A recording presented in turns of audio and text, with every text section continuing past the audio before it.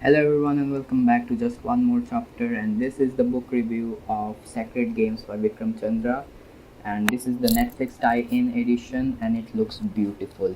So let's begin with the video. So the book starts and we follow Sartaj Singh, a middle-aged police inspector who gets a tip off of the whereabouts of Ganesh Gaitonde. Ganesh Gaitonde is a dangerous Hindu don who till now was underground and was out of sight, and Sartaj, in order to get hold of him, rushes to the location. Sartaj Singh finds Ganesh Gaitonde living or hiding in a strange and big metal bunker in the heart of Bombay. Raj, after a lot of hard work, is able to get inside the metal bunker and finds a dead woman there by the name of Jojo Mascarenas. Sartaj goes a little further inside the metal bunker and finds Ganesh Gaitonde, the infamous Ganesh Gaitonde himself, sitting on a chair. And then something happens which completely blew my mind. I didn't expect it though, but I can't tell you that. You have to read the book. This leaves us with a lot of questions, such as where was Ganesh Gaitonde till now?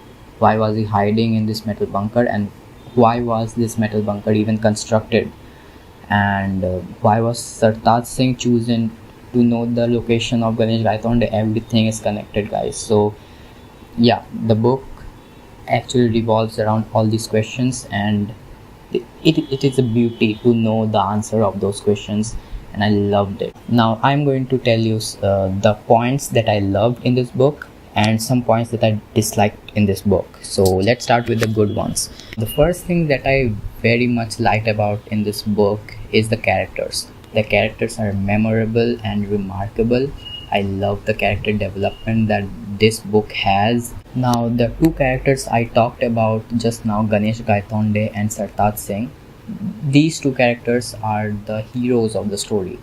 These two characters will stick with you for a long time after you finish this book as well. And I love the character development. As I said earlier, it is superb. Now we have Sartaj Singh, our dear Sartaj Singh. I love this character.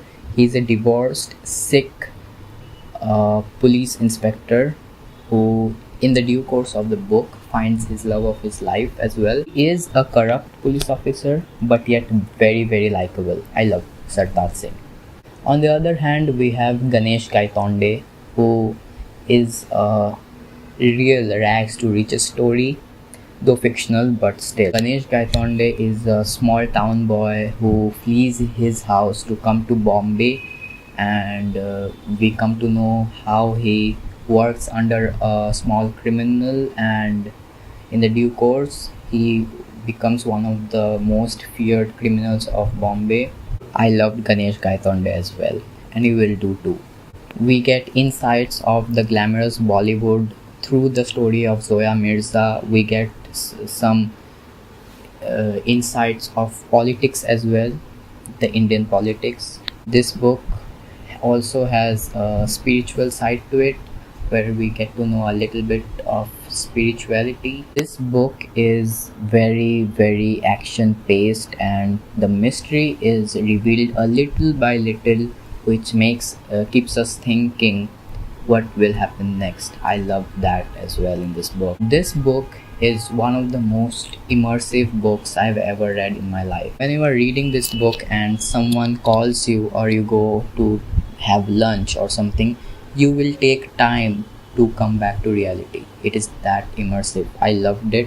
The world building is immersive and brilliant. I loved it. Now let's come to some bad aspects of the book which I disliked. The subplots. Oof. This book has 2-3 subplots which slows the book down, and that has resulted this book to become a 900-page novel. There is a subplot of Sartaj Singh's mother about partition, which in itself is a very good story. It is emotional and it has all those aspects, but it has no connection with the main storyline about Ganesh Gaitonde and Sartaj. When you are immersed in guns, drugs, gangsters, and suddenly a partition story comes in, You can't relate to it, and I hated that part of the book. But this is the point that I hated most out of all. The ending is a mess. When you are building such a huge world with such character development, such plot, so much mystery, thriller, and you build those things up in the 800 pages or 850 pages, you can't just end the story in one page. Like, all the mysteries is we are reading about the mystery, the thrill, and everything for 800 pages, and then the ending is just one page.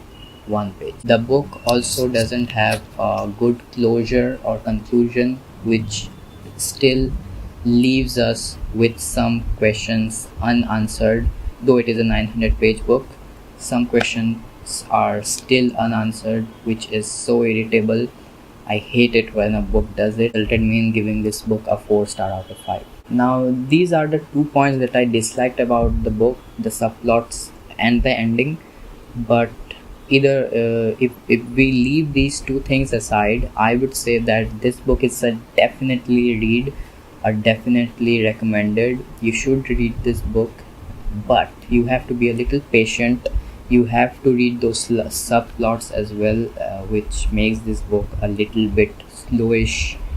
But still, this book is very great, and I still recommend it every time for a good thriller, mystery, and everything really. If you want to know India, this book describes India beautifully, and I loved it. So this is it, guys.